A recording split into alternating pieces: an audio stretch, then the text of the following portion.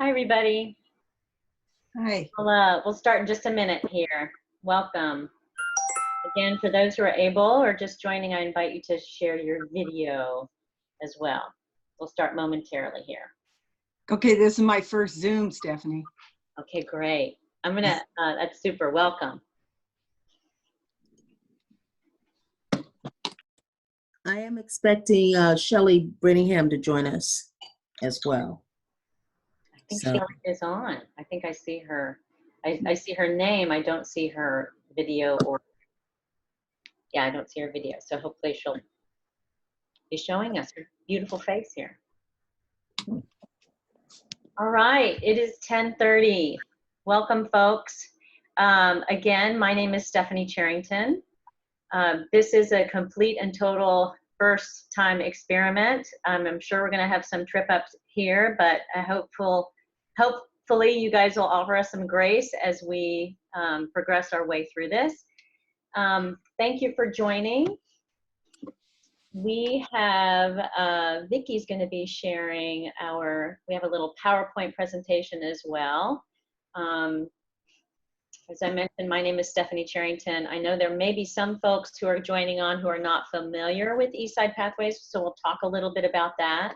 I want to introduce the team. We'll go through just some logistics about doing a Zoom convening like this, as well as starting to get into just the facilitation and creating some connections for folks. So let's see. Let me introduce the team first. Hopefully everybody can see folks' videos. We have Vicky Yu, who's actually our business and logistics manager. She's operating the behind the scenes here for us today. Joe Trotty, who's our communications manager, is on the line. Peyton Richardson, who is our data officer. Kalika Curry and Sandy Nathan, who are both community impact managers, are also on the line. So I wanted to make sure that folks had a chance to meet the team. So if you can, team, just wave your hand so they know who you are. And as we got the PowerPoint presentation on, you may not be able to see everybody's video.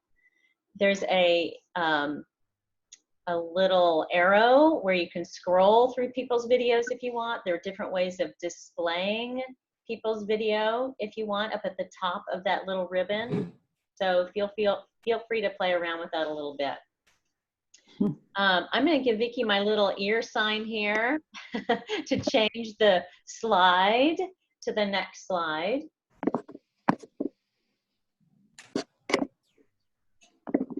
So as we launch into this, I want to just offer a few virtual meeting logistics. As Sue mentioned, this is her first Zoom call. I know she's been doing a few of these virtual meetings, as have a lot of us.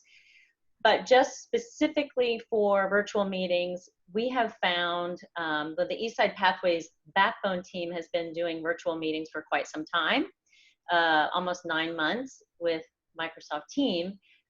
We have found that sharing video is really, really meaningful. So again, I invite you to please share your video. Muting, we invite everybody to please stay on mute if you're not speaking. There is oftentimes background noise that can be disruptive. If for some reason we do hear background noise, we'll take the opportunity to turn that off remotely. We'll do the mute remotely. And I'm getting a little bit of feedback on mine here. So I'm not sure what that is, but I'll try and work through it. Please have a notepad or pen and pencil handy so you can take some notes. And the reason why that's important is because we want to provide the opportunity for you guys to make connections with each other. So as people are introducing themselves in chat, which I'll talk about here in a minute, you will be able to connect with them directly. So the chat box, I want to point out the chat box below. If you, in the ribbon, there is it's a little ellipses that says chat. So please make sure you have that open because we'll be inviting you to participate via chat. I'll give you guys a chance to look at that. And of course, in this time, take care of any needs that you have. I think just about all of us are working from home in some sort of way. So if you need to attend to kids who might be doing online learning, please do what you need to do. We want to make this as simple and easy as possible. Okay, so next video, or next slide, please. So just as I mentioned earlier, there may be some folks who are not familiar with Eastside Pathways. And we are first and foremost a partnership located in East King County. It's a collective impact network focused on how we can work together differently so that we get better outcomes for children and youth in East King County. Myself and the team that I introduced, we are the backbone, the staff of this partnership. And our function, our role, what we do is we convene and we facilitate. And in this very strange time in our world, what we're doing right now is offering our convening and facilitation expertise, but in a different way. Still, of course, working to focus on outcomes for children, youth, and families, but we want to offer our convening and facilitating services, which will be virtual in this time. And partners, so Eastside Pathways partners, but this is open not only just to partners, but to the broader community and stakeholders are really important in this time in this work and informing how work is happening, what needs there are out there. And so this is open. This is not just Eastside Pathways partnership. Okay, let's move on here. So we always open up our work. Another really important part of our work is making personal connections. These personal connections obviously are virtual, thus the need for and desire for the videos. And we also want to have the opportunity to create those relationships virtually. So what we always start out our meetings with is what's called gracious space. And our gracious space question today for everybody to consider and respond to, and you're going to respond via the chat box. What is giving you hope or sense of accomplishment right now? So just a note on the chat, the default is to everybody, which is what we want. Please offer your response to what is giving you hope or a sense of accomplishment right now.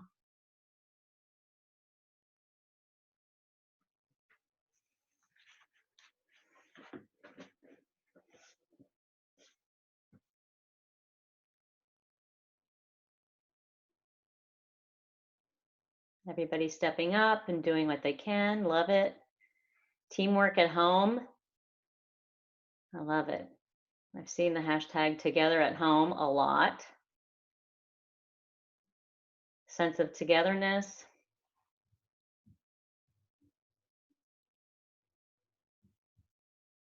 Individuals and organizations reached out to BSD. Great. Creativity. New ways to support. Adjusting and adapting, for sure.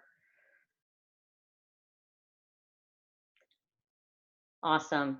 Thank you for those. One other thing I forgot to mention, if you can also take a moment in the chat to please type in your name, the community or neighborhood with which you might be associated, if you are, or organization that you're associated, and your email address.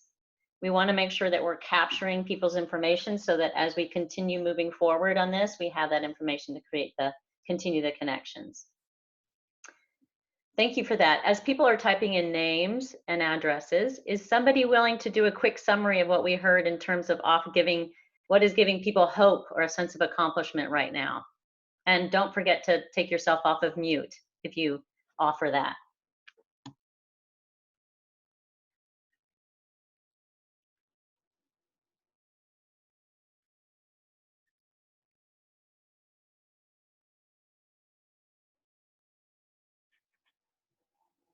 I can't really see if somebody's trying to speak because I have so many videos on.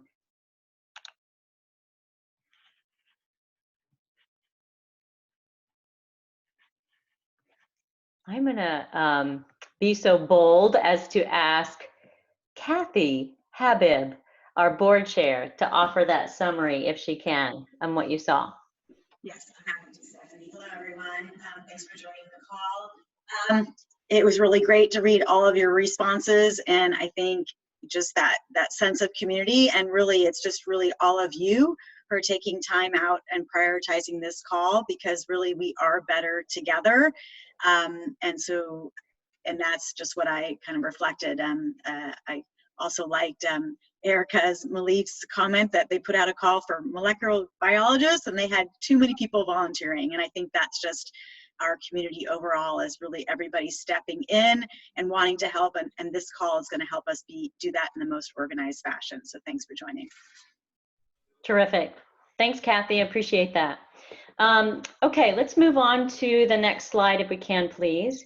Just to give a sense of what we're trying to do here. Again, our purpose is to offer our convening and facilitation expertise. We want to, in this time, provide opportunities for folks to make connections. So Eastside Pathways is prepared to host a series of drop-in convenings for stakeholders across the community so that we can connect on resources and offerings that are out there. Things that you might expect in some of these convenings are opportunities for breakout time for cross-sector, and sector is defined as like early learning, like a bunch of folks who might want to get together in early learning, or potentially into post-secondary, like how are young adults getting access to supports and services, as well as breakout time for topic-based conversations. So that could be whether it's food, housing, wage loss support. Those can be breakout time opportunities. And what we want to hear from you is this is our opportunity as a community to determine what topics are most important for us to be connecting on right now. So the results of all of that is the opportunity for real-time sharing of offerings and resources to reduce duplication that we might be seeing in the community right now, or even addressing some of the gaps. And then, of course, strengthened relationships, which is really, really critical in times like this. It's critical all the time, but especially important in times where we are facing some of the things that we are in our communities. So that is the purpose that we're talking about for this. So I do see just a couple of questions. Can we get a copy of the PowerPoint we're sharing? Yes, we will definitely do that as well. Okay, I believe now is my time to turn it over to Kalika Curry, who is one of our community impact managers. So Kalika, take it away. Thank you, Stephanie. Hello, everyone. I'm really excited to just dive right in here today and give folks that space to start sharing some of the resources or offerings. Kathy gave a great example of how people are leaning in. So we've got two topics, or two buckets of topics, that we're going to give some time for on this call. Again, acknowledging for folks moving forward in this series, you'll have an opportunity to submit topics that you'd like us to lift up in these conversations moving forward. Peyton will be providing a link to a Google Doc that you can drop those topics or suggestions into. We'll also be including that link in a follow-up email after this call with the PowerPoint as well that you requested, Helena, so thank you for that. The two topics that we want to open the floor for today are focusing on food and childcare. We're noting that that's coming up a lot in a lot of different email threads, as well as conversations on other platforms. And then the other bucket of work we want to open some space up for is discuss lost wages and rent, housing, utilities, and support, and things like that. So just want to give folks kind of just a moment. If they have any clarifying questions, feel free to use the chat box or just go ahead and unmute yourself. So before we move into opening the floor, does anyone have any questions about what we're going to do in this next section? This is Judy. Mm-hmm. Can you hear me? Yeah, thanks, Judy. I just want to offer that just in 3 days' time, that would be Friday, Sunday, and Monday, things with childcare are rapidly progressing and changing. So if it would be helpful, I will just offer up that we opened Monday morning with 9 sites for childcare based on the feedback we got from a district-wide survey of needs. And yesterday we closed 3 sites due to children not showing, parents withdrawing their children. And there's talk today of closing even more due to non-attendance. Has been an expressed need for childcare. People are afraid to have their kids in the situation and are not following through with bringing the children. So just keep that in mind as we talk about the need. Awesome, Judy. Thank you for opening that up. So that's a really great example, folks. We just want everybody to really chime in as it relates to food and childcare, either of those resources you have. So that's thank you for modeling that. So we've got about 7 minutes. I'm going to go ahead and mute myself and allow for folks to chime in and share any resources or concerns that they have as it relates to food and childcare. And one note, if you hear something that you're really excited to partner on, we ask that you just take jot down a note for yourself. We will be allocating some time at the end of this call for people to connect one-on-one. So please hold those one-on-one connections until later on. We've got about 10 minutes for everybody. You'll be able to use that private chat function so that you can make those connections or commitments to meet offline and have some more deeper conversation. But during this time, we just want to allow for folks to lift up things that they'd like to partner on. Okay, ready, set, go. This is Matt from the Lake Washington School District. It might be just helpful to share kind of what we're doing as a school district. And as Judy mentioned, a lot changes over the past couple of days. Friday, we had sent out a survey for families to be able to order food for pickup at our school sites, while we were also working on being able to provide breakfast and to ultimately be able to deliver meals to our students. Over the weekend, OSPI provided some guidance that we actually no longer needed to charge for food. So our kitchens are open. We're running them at 8 of our middle schools right now. So we've consolidated all of our fresh food from our 56 different campuses to 8. So we are getting set up because we want to keep our bus drivers working. So we're getting set up to be able to deliver foods. Kara reached out to offer up some places where that might make sense for us to do that. So we have some folks who are trying to identify sites and how we would deliver food. We are now offering breakfast and lunches for free for our students. We have had some groups reach out to us for offering food. However, we're open. We really wouldn't be able to take that food. Again, we also have a lot of fresh food that we had stored up to be able to feed 31,000 kids, and now we're feeding a much smaller amount. We have not had a huge demand yet in terms of meals, but I would expect that as we're able to kind of stabilize the message and kind of stabilize the continuity of what to expect, that we'll be able to kind of increase the number of families or kids that we're able to feed. We run the pantry packs for food on the weekend, and so we're connected with that, and the families are able to get their pantry packs on Friday from these 8 sites. And again, we're looking at how we can deliver them. It would be helpful because we're fielding lots of calls for support, and we're not necessarily able to use all of that. So it would be helpful to know where in the community people want to donate food or donate money, where should we be directing that? Because we also know that we are going to have families that have food insecurity, and again, thinking like over the weekend, or we have children who fall kind of outside of where we normally provide care. So we are having kids pick up meals. Yeah, so, and I see Debbie said all families be able to receive food. Yeah, so OSPI's guidance came in over the weekend that changed it. So we were actually providing to anybody that wanted meals. They just you'd pay for it like a normal school lunch, and but that changed. So that's what we're doing. And of course, the landscape keeps changing. So who knows what the plan will be tomorrow, but that's what we've got going right now.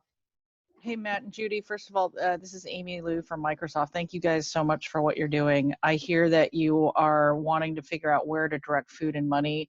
There is a regional fund that stood up, but I will get back to this group on whether there's a Eastside specific sort of repository for food and for money. It sounds like, Matt, you all have thought about expanding to not just students, but maybe their families as well. Is that correct? Yeah, part of that is, so we're looking at what we're allowed to do, and kind of what, so right now, OSPI, right, the funding's coming from the state or federal government, and so what are the rules around that? Okay. And they just changed that on us yesterday. So, so our team's still working through that. We're also anticipating, one of the reasons we have multiple kitchens going is so that we can keep our staff separate. So if we have an infection at a site, we can shut down one site without having to shut down all of them. So we're not wanting to consolidate our services too much from that regard. So I don't have a lot more than that at this time. Just one more thing for your consideration for the schools. A lot of the citier core members, at least in Seattle, obviously the schools are shut down. So there's a lot of young people and core members who might be available if that's something that can be plugged in to increase capacity for distribution of meals or other services. Yeah, thank you. Right now, I'm not too worried about our capacity because we've made a commitment to continue paying all of our employees, and a lot of their jobs just disappeared.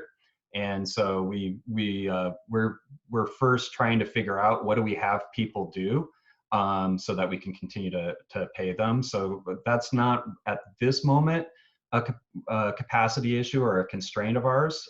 It's mostly just trying to figure out what are the new rules that we have to operate in as a public institution.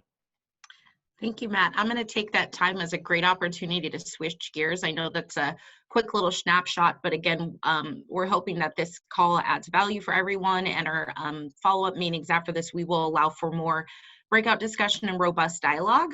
So I'm going to switch us to talking about wages and housing, and Matt gave us a great transition. And I encourage, if you want to continue to have that dialogue, again, we'll have some time at the end where you can private message.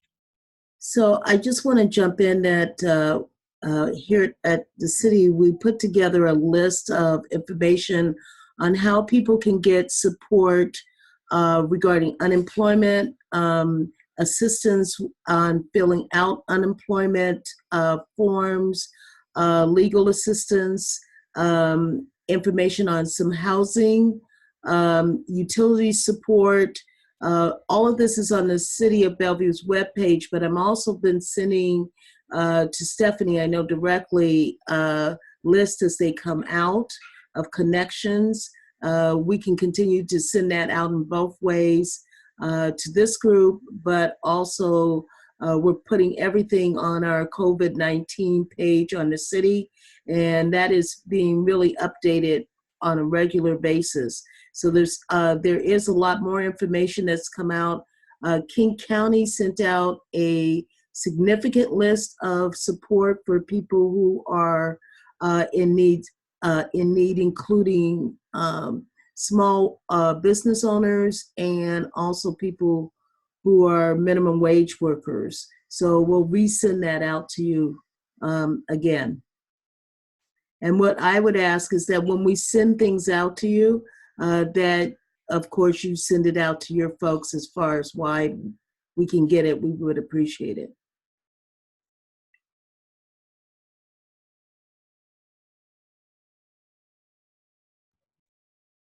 Thank you, Helena. I'd say just in general, folks, this is a great opportunity again to maximize these calls. If you're hearing really great nuggets, for example, Judy also spoke to, there's resources that are not being taken advantage of. So please do support each other in communicating things out so that we can really, again, fill those gaps.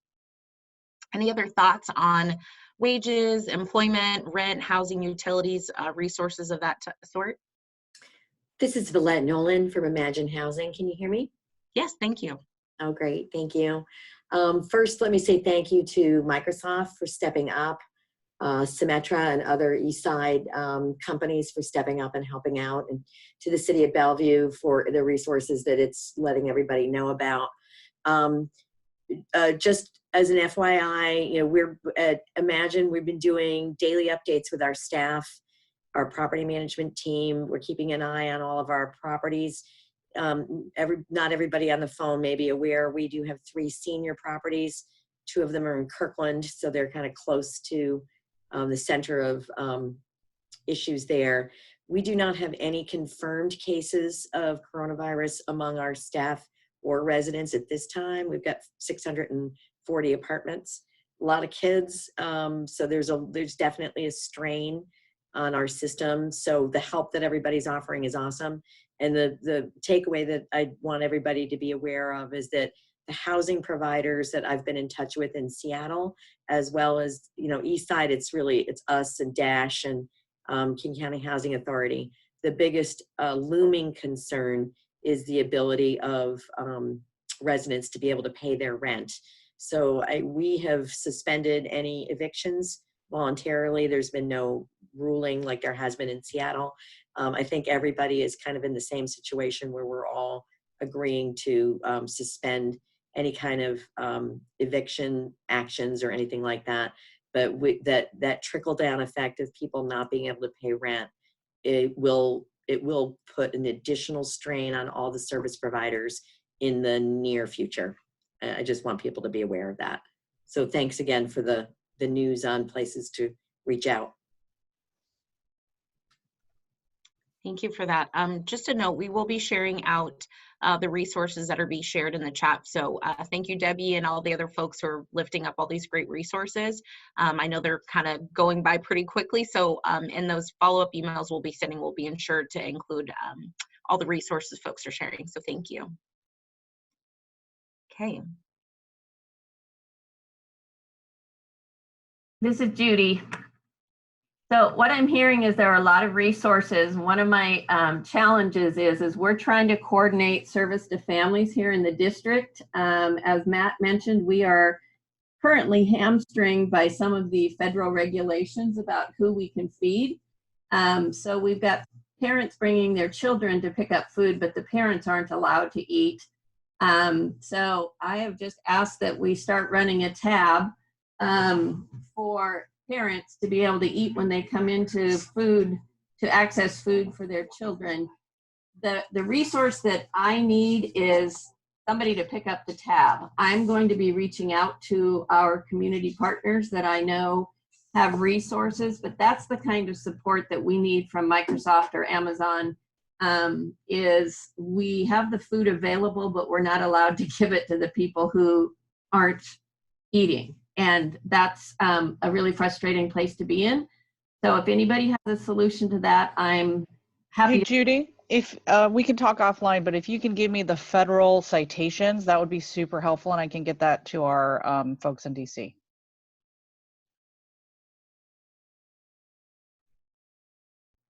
Who was speaking just now?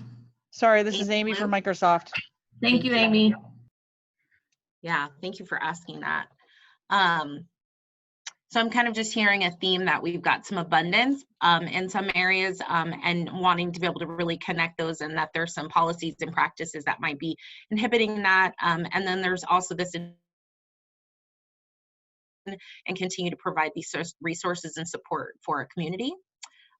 Before we switch gears to allowing some time for folks to connect, Amy and Judy, I hear you've already made a commitment to connect with each other in a moment. Is there any other topics folks would like to lift up? Anything else that's burning you want to discuss as a group? Hi, this is Nancy from the Bellevue Chamber of Commerce.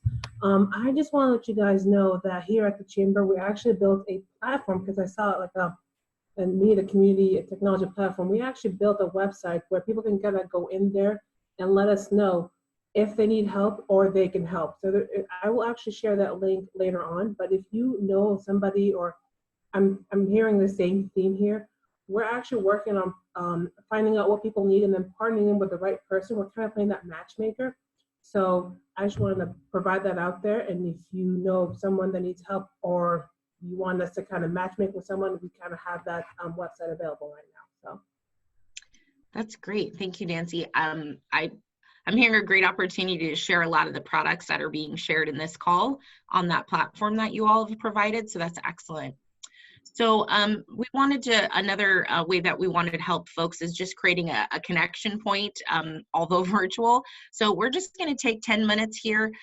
If you would like to, and you heard something you wanted to connect with folks on, if you note in your ribbon there on the chat, it'll say to, and it should say everyone on that tab.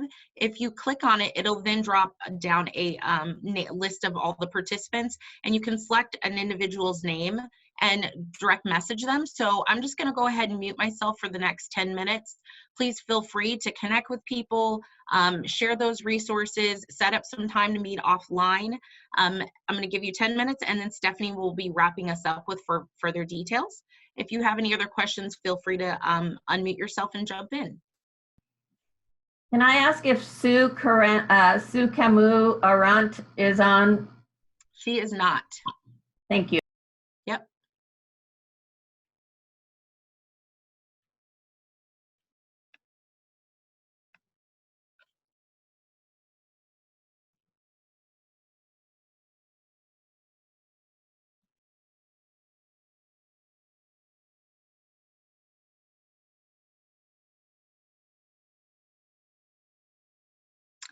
I see a question from Debbie. Yes, please do feel to lift up an issue now if you'd like. Thanks. Hi, everyone. Debbie Lacey with Eastside Refugee and Immigrant Coalition and Eastside for All. I wanted to name a real barrier that's showing up in our immigrant communities, particularly among our undocumented families. There is a great deal of anxiety and fear about going to pickup sites to pick up food. Parents are very afraid who are in need of the food, obviously, but these Hey, Debbie, I'm sorry. I've got people in the chat box saying they can't hear you. Can I ask you to lean in a little bit? Oh, yeah. People are trying, yeah, a couple people are saying they can't hear you. Okay, let me try. That's a little bit better, I think. Yeah. Okay, let me try to, Awesome. let me know. I'll keep an eye on the chat to if I can not be heard. So undocumented families, a lot of anxiety and fear about showing up to pickup sites for food and other needs. So I just wanted to name that, and I wanted to encourage our cities and our police departments to please work with us around some advocacy issues that we're going to be putting forward.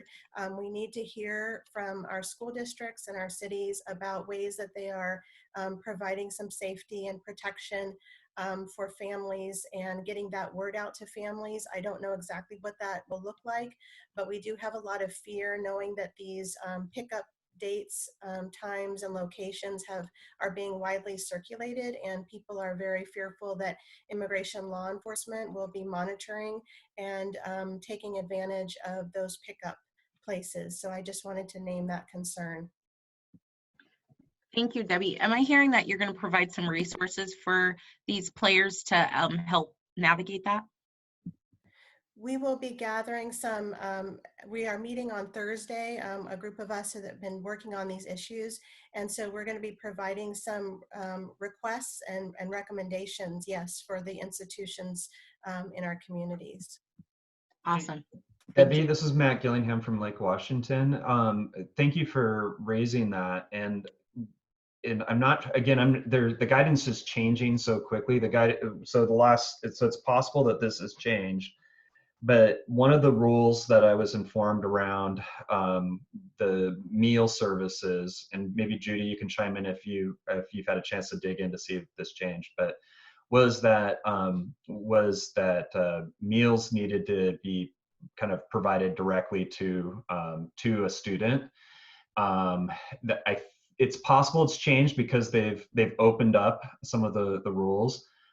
So just as we're thinking about kind of the solutions, at least as of a couple of days ago, kind of using an intermediary wouldn't have been possible. Again, we're still kind of digging through it. Maybe Judy knows if that's changed, but that so we definitely have the capacity to provide meals during the school week for breakfast and lunch, and want to get those to our families.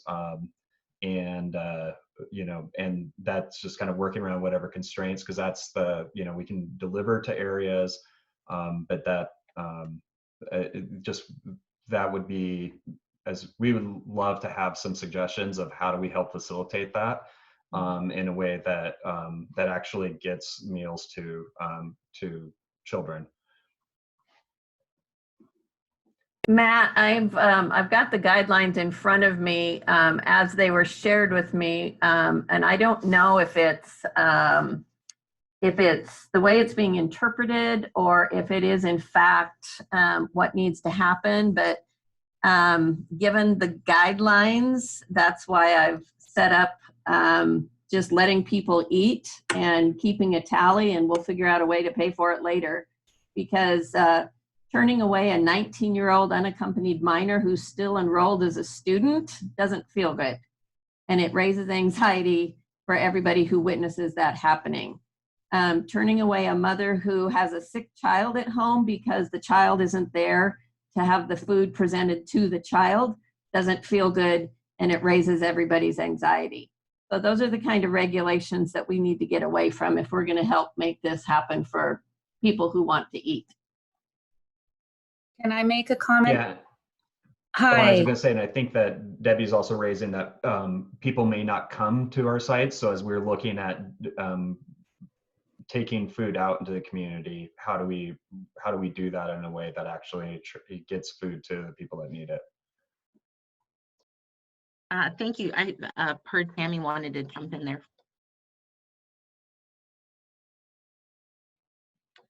Oh, looks like we're on mute. I'm going to unmute you there, Tammy. Okay. There you All go. right. Sorry about that. Hey, I was wondering if we could hear from any of the places where our undocumented families get food, like Hope Link and any of the food banks and Salvation Army. If anyone's on this group chat that can speak to what they're able to do and what they need and so on. So that's what I'd like to know. Debbie, thank you for bringing up that. All right. This is Valette from Imagine Housing. We convened a call yesterday of the shelters and the housing providers, a couple of whom are not on this call today. So we had the city of Kirkland, and Hope Link was there. So Hope Link's situation right now is they do have food. Actually, let me pull up my notes from what Megan Altamore had to say. Sorry. Hope Link they've closed their facilities to the public, but their staff is still able to go to work. They've suspended volunteer activities. They're prioritizing their services. Transportation is number one, and the safety and the health of their bus drivers is really high up there. Medicaid transportation is number two. This was the order Megan read them in, I'm sorry. They do still have food available. Prepackaged food is being distributed at 5 different locations on Tuesdays, Wednesdays, and Thursdays. You can find those locations on their website. They are seeing a strain in their supply chain, but the activities are still happening. They are not accepting any donated food at this time because of concerns about it might be contaminated. But apparently if they're going through their normal channels, that's okay. They feel if things are coming in on a pallet all wrapped up, it should be fine. They do have emergency food bags for families or households. They are working with corporations to find money to add more to the financial assistance that's already been offered. They're doing their case management by phone. They're also helping people identify energy assistance that's available through Puget Sound Energy. They've moved all their education to online, and where they're lacking money is in eviction prevention. They do have rental assistance money left, but that is being taxed, but there's nothing for eviction prevention. So I hope that answers some of the questions about at least HopeLink's availability. Thank you, Valette. If you have that digitally, would you mind either dropping, you can, in the chat box, you can drop files, or even if you could copy and paste that if you have it digitally. I'm typing it as we speak. When you see me multitasking, that's what I'm typing. Thank you so much. Thank you. I also want to lift up that I saw Helena in the chat box, Debbie, when you were speaking, asking about those recommendations. And I see that she's saying she can take those back to the city. So I want to make sure that Debbie, you caught that. Also, feel free to use that private chat function to connect between the two of you to make that work happen. Can I also just, I put it in the chat box, but are you hearing me? Yes? Thank you. Okay, good. I just heard from Rich Bowen, who runs the Renewal Food Bank across the street from Highland Middle School, and he met with his board this morning. Renewal Food Bank will be open on Monday during some set hours. It has no restrictions. Anyone who can get there can get food. Let me read you exactly what he wrote to me. Monday and Wednesday, 10 to 1, Tuesday, 4 to 6:30. Anyone welcome, once a week visits. They're good for their volunteers. I don't think that they need anything at this time, but food donations are always welcome. And also they are looking for money, as all of our places are looking for money, and that needs to be kind of broadcast out there, is that I know that LifeSpring, any of these organizations can use the money right now.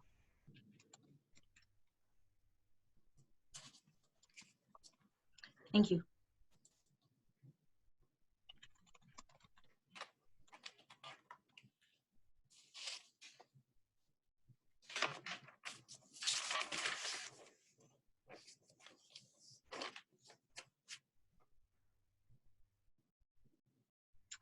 Okay, so awesome. So I'm seeing that Helena will be sharing with Eastside Pathways the links, and that we can include those, the staff here, Eastside Pathway staff can include those resources in the recap email that we send out to folks. Is there any other topics folks would like to lift up before we start wrapping?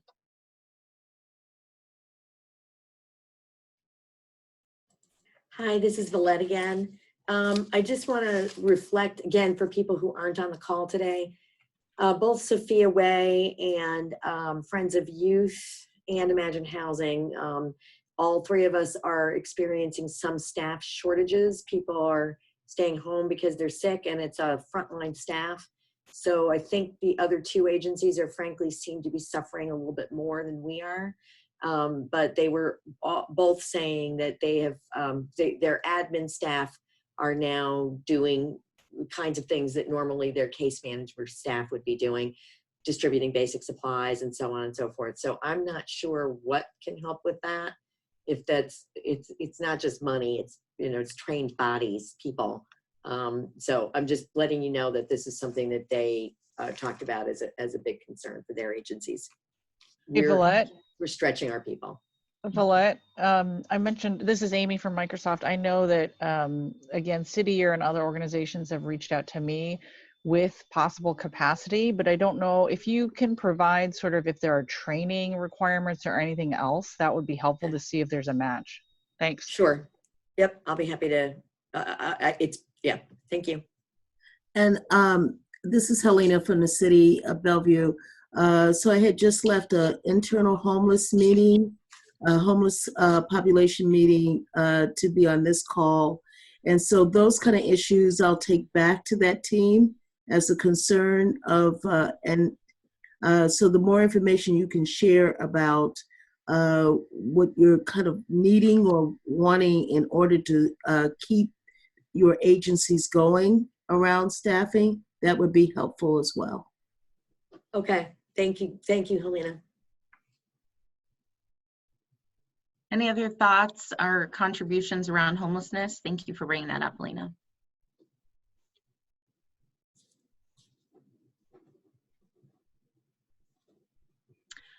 Okay, again, I'm going to mute myself, and I just want to make sure there was a lot of great resources and topics that were lifted up. If you heard someone that you want to connect with, please do use that chat function in the chat box where it says to. You're going to click on it. It currently should say everyone. You can use that drop down to select someone's name to connect with them. So please do take advantage of that time. I'm also seeing a lot of topics that are being lifted up in the chat box. Again, we'll be including a Google Doc for folks to just drop those topics in. So at our subsequent meetings, we can block time out for folks to do those sharings. So I'm just gonna give some folks some time to do that.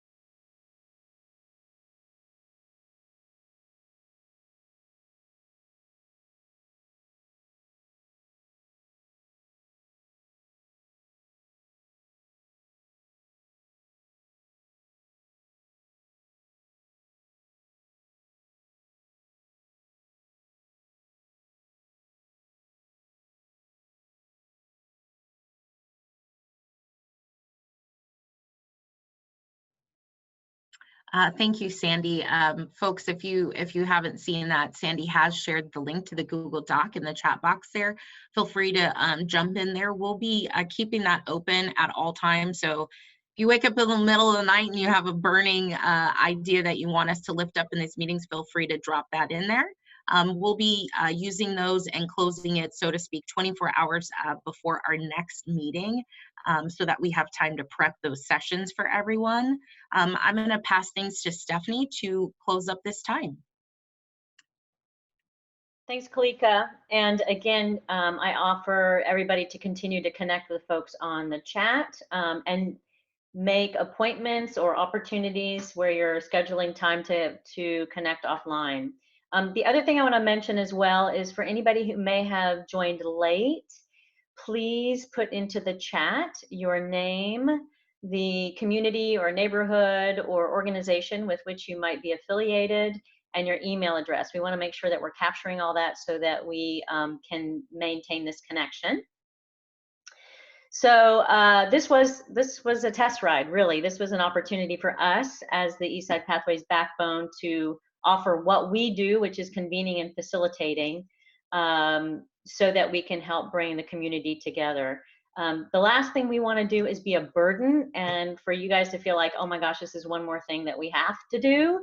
So we absolutely want to make sure that this is something that's valuable and it provides the opportunity. We, the backbone, are prepared to provide a convening platform that looks anything like, you know, a regular 15-minute everyday kind of check-in where people can connect in, all the way to convening 2 to 3 times a week for deeper dives in specific topics. We absolutely want to be helpful. We want to offer our services, and these are things that we can absolutely do. So the thing that I will request from everybody, I know Sandy added the Google Doc link again. I'm going to ask her to add it one more time, or Peyton, if you don't mind doing that, to please submit those topics on the Google Doc. That would be great. That will help us understand the needs out there in terms of how we can help facilitate and convene. What we'll do from here is by the end of today, we will commit to having, this has been recorded, so we'll have the recording out for you. We'll have consolidated notes out for you, as well as we're going to take a look at what's coming in the Google Docs, and we will start to propose some regular convenings in some way based on what we're hearing from you. So in closing, what I'd like to do is ask, just popcorn style, I'd like to hear maybe 5 or 6 folks unmute and just give us a one-word checkout on your thoughts about this convening today.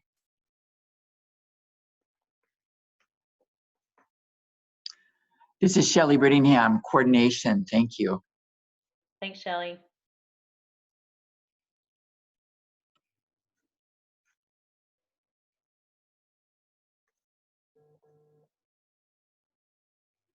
Couple more.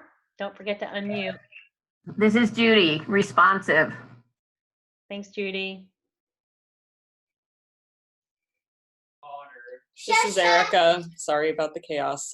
Community. It's great, Erica. I love the chaos. Thank you.